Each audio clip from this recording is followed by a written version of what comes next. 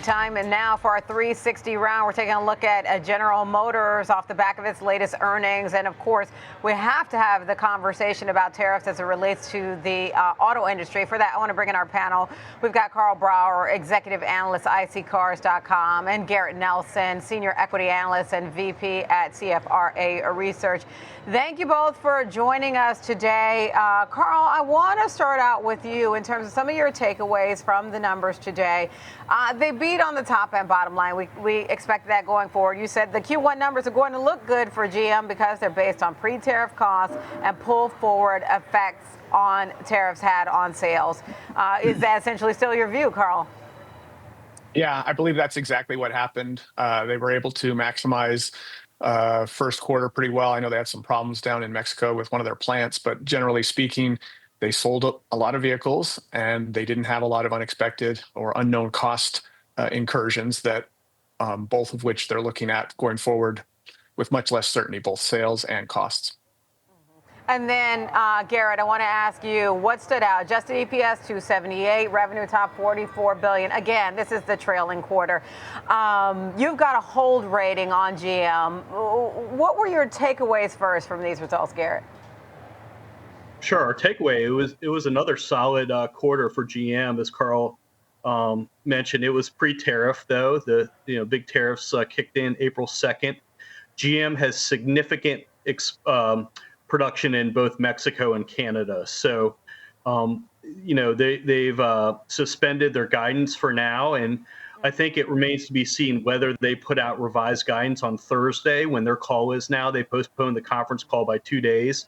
I think given the pending news regarding possible remediation in the tariffs here that might be in the works, and there could be an announcement soon. But I think, another solid quarter of execution, strong sales. They're actually picking up pretty significant market share in the U.S., which they've been doing over the last few years. So, all in all, I think it was a better than expected release, but I think everyone is waiting to see what the revised 2025 earnings guidance is going to look like.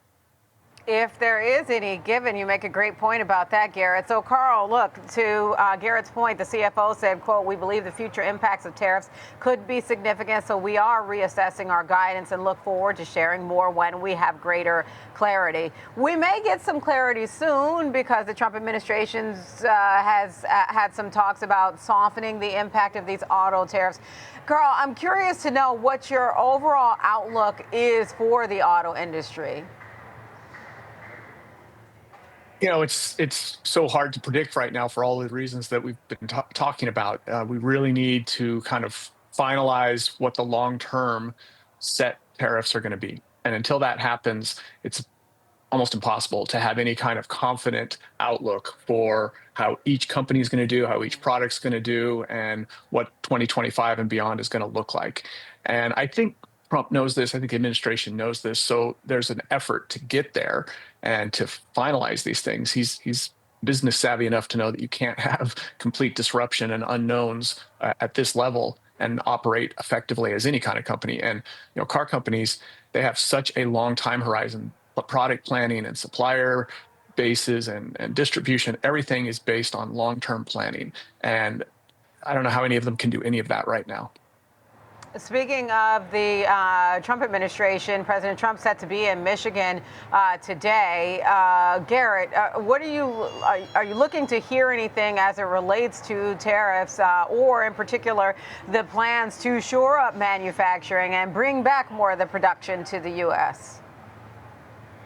Yeah, I think it's anyone's guess. I'd be a little surprised if he made a big announcement at this rally, but it clearly there are discussions in the works, and the administration is working on something to soften the impact of the tariffs. And I think that's good news for GM.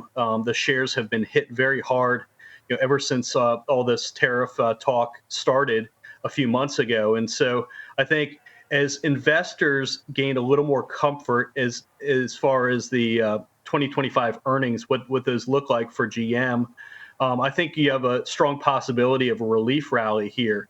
Our best guess is that their adjusted EPS guidance, the new guidance will be somewhere in the range of $9 to $10. The guidance they just suspended for this year was $11 to $12, and of course they earned $10.60 last year.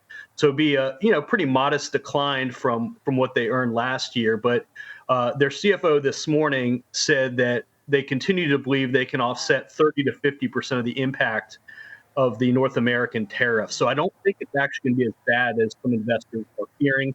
We've seen this with a lot of other stocks and companies where there have been significant tariff fears, and when those get when investors get a little more comfort surrounding the numbers, oftentimes it's released. Okay, well, you make a great point. It remains to be seen what the new levels will be, especially as it relates to auto tariffs. But so far, it's been a different year in terms of stock performance year to date. Ford versus GM. Last year, GM was the outperformer. This year, Ford is. We'll have to leave our conversation there today. Thank you so much. We've got Karl Brauer, executive analyst, ICCars.com, and Garrett Nelson, senior equity analyst and vice president at CFRA Research.